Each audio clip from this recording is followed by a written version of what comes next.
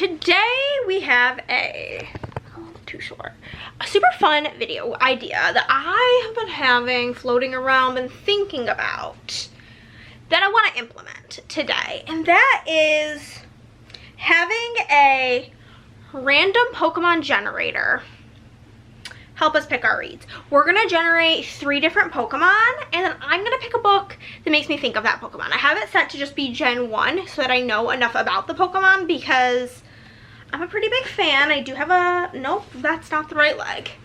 Do have a Pikachu tattoo. I'm a pretty big Pokemon fan. I play the games, whatever.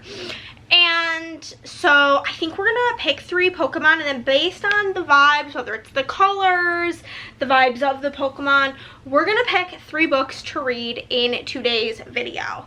We're gonna pick them all right now, and then we'll read them, and then we'll talk about them. But I thought that this could be a fun way to implement a couple of things that I am super passionate about, both Pokemon and reading. But here we are gonna generate our first Pokemon. Go. The first Pokemon we got is little Caterpie. So Caterpie is a Pokemon that makes me feel sad because Misty is an asshole to Caterpie. And it is also the first the evolution chain. So we could do maybe first in the series of something I think might be sad. Something green.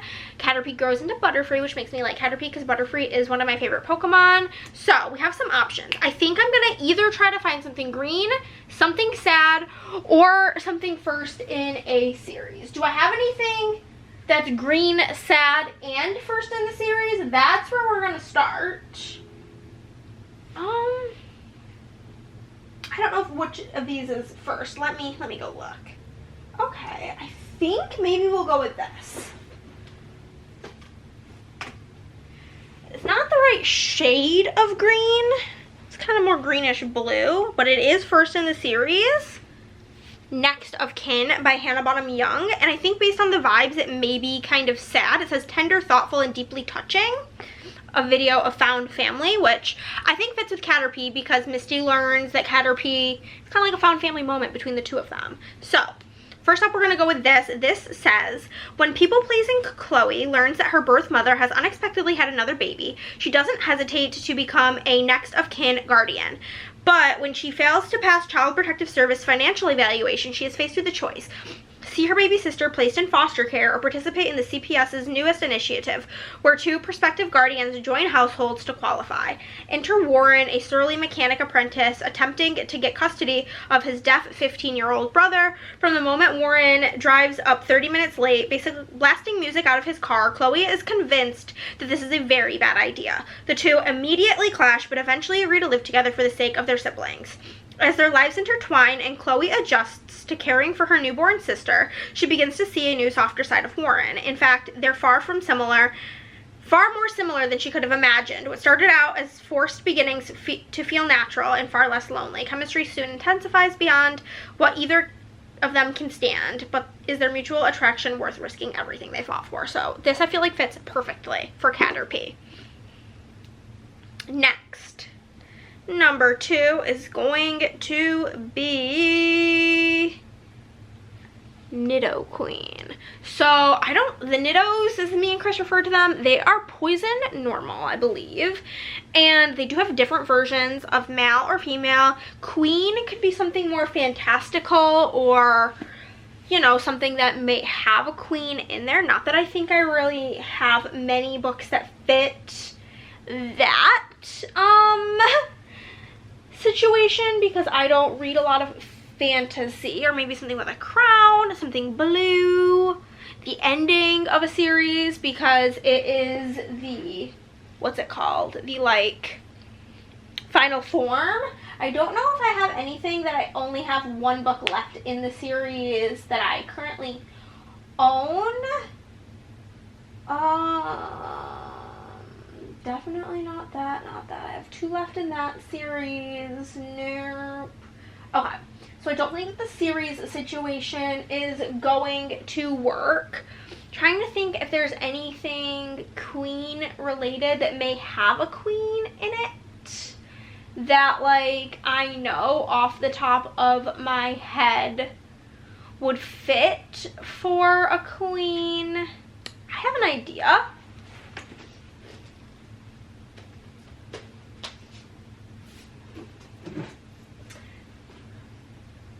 Just checking over here before I commit to this, because this is like loose. It's not like a great match, if I'm being honest with you. Okay. I think this is what we're gonna go with. It's called The Marsh King's Daughter. It is blue, and it has royalty in the name. Do we think that works? And this is like a thriller, and this Pokemon I think is normal poison, so I feel like poisoning kind of fits with thriller. Let's see what this is about. Helena Pelletier has a loving husband, 2 beautiful daughters, and a business that fills her days, but she also has a secret. She is the production of an abduction. Her mother was kidnapped as a teenager by her father and kept in a remote cabin in the marshlands of Michigan's Upper Peninsula. Helena loved her home and nature, and despite her father's sometimes brutal behavior, she loved him too, until she learned precisely how savage he could be. More than 20 years later, she has buried her past so soundly that even her husband doesn't know the truth. But now her father has killed 2 guards, escaped from prison, and disappeared into the marsh. The police began a manhunt, but Helena knows they don't stand a chance. Only one person has the skills to find the survivalist the world calls the Marsh King, because only one person has ever trained him, his daughter. So I think that works good enough. And then we will, if I get Nidoqueen, I'm gonna scream. Next we have Snorlax. Okay, so I actually think I'm thinking for this either obviously something blue because he's blue, something long like a big book because he's a big boy, or something that might be slow paced. I think I'm gonna lean into the realm of something longer because I need to get this book read for personal reasons. So I think for Snorlax, I'm gonna pick How My Neighbor Stole Christmas, because this is a long romance. It's almost 500 pages, and me and my friend Andrea want to buddy read the second book, and so I need to get a move on and get this one read. So I think those are gonna be the books that we read that are Pokemon picked. Let us take a bow and thank Caterpie, Nidoqueen, and Snorlax. These actually look really cute together. But let's get into it, and I don't know where we're gonna start, but I will let you know as soon as I do. Okay guys, I'm gonna start out this video with our Nidoqueen book with the Marsh King's Daughter. I realized that the movie is starring Daisy Ridley, or Rey from Star Wars. So I'm gonna get started on this while I play some Pokemon. It's honestly very fitting that I started this video the week the new game came out. So we live, laugh, love that.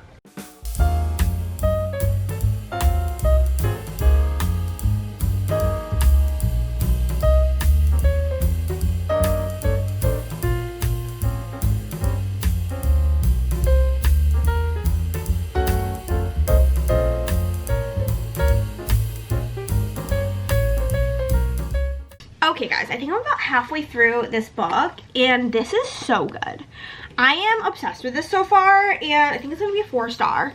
I don't think it's a 5-star, but I do think it's a 4-star, and it's giving me like the same kind of energy as like Stillwater Girls, The Last Thing to Burn, like that kind of like really dark, effed up type of story. But we have our main character Helena, and Helena's mother was abducted as like a teenager, yeah, and her father was the abductor, and they lived in this remote cabin, and then obviously he assaulted her mother, resulting in Helena, and they had this baby, blah blah blah. Her mom ends up dying, the dad goes to prison, and where we're at now, like present day in the story, is she's married, Helena's married with kids, and her husband doesn't know about her past until her dad escapes from prison, and a detective shows up on their door asking if she knows anything about it, and he's like, what are you talking about? And she has to kind of give him this information about her past that she never really wanted to talk about, because she's basically been like telling all these lies about her life because she doesn't want to get into it. So she is now on the hunt for her dad, going through the marshes, trying to find him, because while they lived in the remote woods, they like did a lot of hunting and gathering and that kind of stuff, and she essentially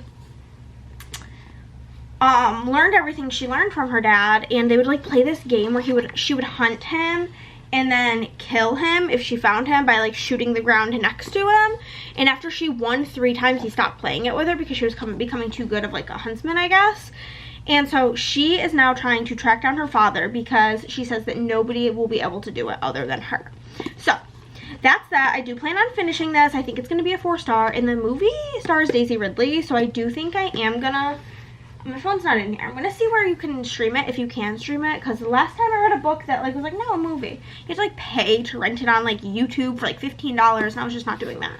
So we'll see if I can find the movie for this, and I maybe watch it whenever we finish this tonight. I think that could be cool. Could be cool, but I am really enjoying this book so far.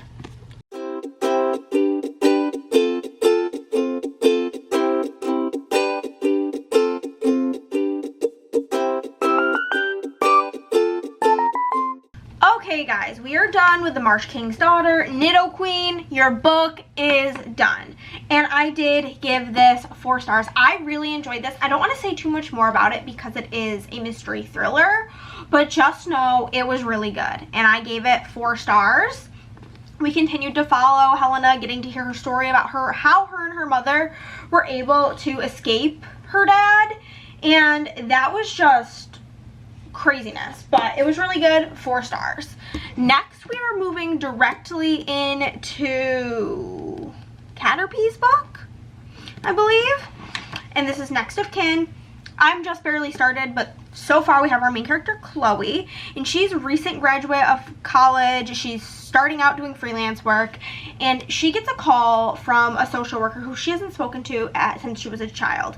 When she was a kid, she was placed into foster care because her mother was not able to take care of her. She was an addict and just was not able to take care of Chloe.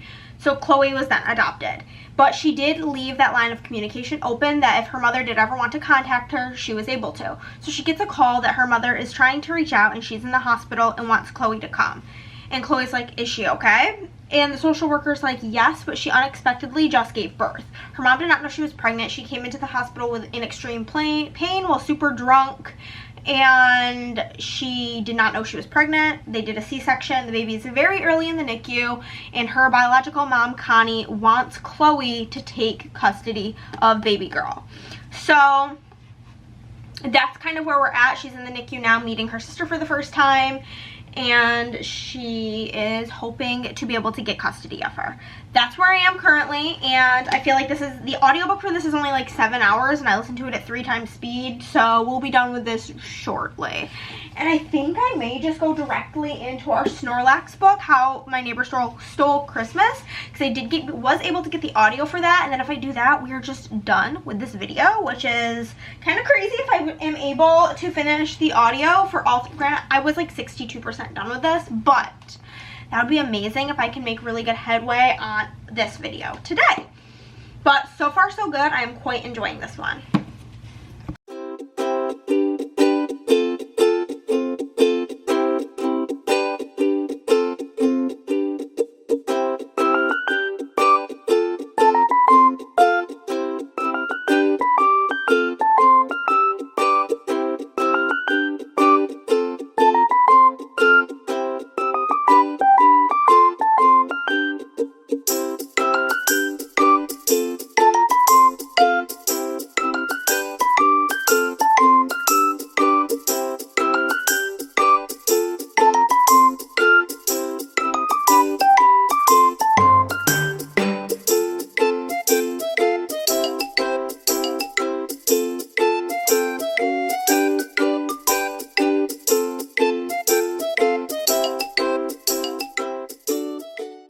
Hey guys, we have finished Next of Kin, and I gave it 4 stars. I did actually at one point dabble with giving it 5 stars. And I think it worked out great for Caterpie because it's green. It's the first in the series, like the first in the evolution, and it did make me cry. kind of like Caterpie storyline with Misty in Indigo League.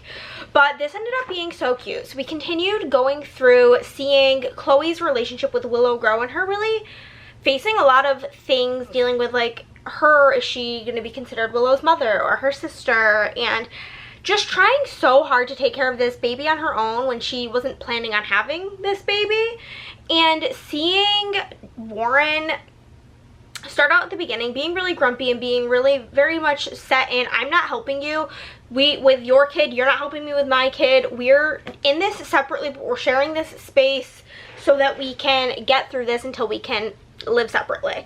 And so he eventually sees like how hard things have gotten for Chloe, trying to work more and more and more so that she can make enough money whenever her reevaluation comes up in January, so that she wouldn't need to continue this situation with Warren. And he really steps up and starts helping her, and they start building this friendship where he's lending her his car because she doesn't have the money for a car right now, and they're just taking public transit. But to make her life easy, he does that. He like takes her with, he goes with her to Willow's appointments because Willow has fetal alcohol syndrome, and helping with that situation, just really being there for Chloe and showing her like what it's like to have somebody really in your corner for the first time in her life. So with that, I did give it 4 stars. And I have just started How My Neighbor Stole Christmas. We're not very far into it. The audio for this is like 13.5 hours because it's a chunker, which is why we picked this for Snorlax. My sister, I'm not gonna show this because it has her work information on it, but my sister unhauled this book to me. She got to chapter 11 and she DNF'd it and gave it to me. But me and my friend Andrea are planning on buddy reading the second book, like buddy listening to it. We like, whenever we travel together lately, we've been doing this thing where we will both get the same audiobook and then we'll like press play at the same time and like listen to it together, and it's been super fun while traveling. And so we want to listen to book 2 together, so I need to get through book 1. So this is How My Neighbor Stole Christmas. This is like a Grinch themed romance, and we have our main character, her name is Story, which I think is such a cute name. So her name is Story, and she is coming into town to take care of her aunt who recently had like hip surgery, and she kind of got the brunt end of the stick and having to come care for her great aunt. And she's not looking forward to it. There's already like LOL chapters. Meghan Quinn, I've read one other book by her, Till Summer Do Us Part, and I was cackling the whole time. But chapter 4 specifically was going on and on and on about how she wanted to stay in the red themed room because she hates the other room, which is, she thinks it's really creepy and it has a bazillion American Girl dolls in it. And growing up, that was like my thing. Like that's what I asked for every year for my birthday, was an American Girl doll. And then every year for Christmas, because my parents were divorced, so one would get me one for my birthday and one would get me one for Christmas. And so I had a lot of American Girl dolls. That was my jam. So I fear my bedroom looked like this one that she's really creeped out by, and that did make me actually LOL. This town is, I think, called Kringle. And so this town celebrates Christmas all year round. And there is a guy named Cole Black, and he is the presented love interest. And I don't really know a ton about him yet. He has a friend named Max, which is the Grinch's dog's name. So I think that's super funny. And I think this is like a grumpy sunshine situation. The back says that as his fellow citizens decorate every Kringle in Kringleton celebrated Christmas a lot, but Cole Black on Whistler Lane unfortunately did not. And I think that's so funny. And like at the beginning of each chapter is like a little rhyme, which I think is super fun. But as his fellow citizens decorate their quaint town brimming with carols and glad tidings, Cole wants nothing more than to hibernate this winter away. But his dreary plans are thwarted when his Christmas nemesis, Storyteller, moves in next door to care for her Aunt Cindy. It's like Cindy Lou Who. So funny. Immediately the new neighbors and like the twins of the town, Martha and May. I'm literally cackling about all of it. I love it. And it's not Christmas time by the time I'm reading this, but I'm so desperately in need of Christmas that this is filling the need. Immediately, the new neighbor turns his life into a real nightmare before Christmas, especially when she decides to enter the town's Christmas Kringle contest in honor of Cindy, and better yet, Story is determined to win. Over Cole's dead body, she will. With the help from his friend Max, Cole decides to enter the competition as well, to beat Story at her own games by pretending that this hometown's Grump's heart has grown 3 sizes this season, and he's fallen for the girl next door. And unfortunately for Story, she has to follow his lead to have a chance at the Christmas Kringle title. But the competition isn't the only thing that heats up. Cole and Story's fake relationship becomes very real, and before they know it, they're attempting to hide it from Aunt Cindy. Things get complicated, and the competition gets tough, and it takes one night for someone to steal it all. So this is what we're going with, and I don't think I'm going to finish it today. It's already almost 4 o'clock, and this is like a 4.5-hour audiobook on 3 times speed. So it's 13.5 hours. So I don't know that I will finish it, but I'm going to make at least a good chunk into it, which is all I can ask for. Okay guys, I made it about 40% in. I might listen to some more of this while I play Pokemon. I'm going to go take a shower, but so we're continuing on. We've gotten into this Christmas Kringle contest, and it's basically like in the Grinch, you know how like the Grinch gets put in like the contest to be like the I don't know what they even call it in there, but he gets nominated by Cindy Lou. And so far there has been a hot cocoa, I think, making contest. There's been a Christmas lights contest. They're about to do a fruitcake contest. And so they're like sabotaging each other and trying to come up with like the best things. And so our main girl, Story, she is in her aunt, who basically entered her into like this competition, is trying to really like lean into her aunt being sick, and this could be her last Christmas, and blah blah blah blah blah, and trying to like pull on people's heartstrings in that way. Whereas the main guy, Cole, he what is with my brain right now? Cole is essentially playing up this story that he's like, he's playing up this story that he is in love with Story, and she just won't give him the time of day, and they're star-crossed lovers, and she's just telling him no and trying to make like the town feel bad for him in that sense. So they're both kind of like playing on the town's emotions. There was also this like performance piece they had to do, and he did like a sexy Grinch. It was like you had to do like a perform an act from like some sort of Christmas movie, and they made the whole like scene where like the Grinch is in the yodeler outfit be like all sexual, and so she's pissed about that. But they're just kind of like going tit for tat right now, and I think they're, oh my god, what is with Meghan Quinn books having pictures in them? I am just not a fan. I mean, that picture's not nefarious, it was just them under the mistletoe. But I do feel like it's gonna be to the point where they're going to start intertwining and falling in love soon, because we are at that 40% mark. So I would think that around there they would start to fall for each other. Around 40%, 50%, start like at least having real feelings. We also know that something happened that caused Story to not come into town, and she's really grappling with the fact that her aunt is not doing well, and she's missed so many Christmases being with her because she has just not come home to celebrate. And we know that Cole doesn't like Story because of her behavior the night his parents died. Granted, she didn't know his parents died, but she was kind of bitchy to him, and he like has never forgiven her, is kind of what I'm gathering. But I'm sure we're gonna get more into what really happened between them. But so far, so good. So far it's feeling like a 4, which we love to see. Okay guys, it is the next day and we are done with this video. We have finished How My Neighbor Stole Christmas, and I did proceed to really enjoy this, and I gave it 4 stars. So throughout that second half of the book, we do start to continue to see how the competition goes, which is, I love a competition, okay? Like, reality competition shows is my guiltiest of guilty pleasures. So them doing all the different competitions was so fun. There was candy cane making, fruit cake making. They did like more performances like a show. They had their reevaluation on their light displays. There were so many different competitions and I loved that.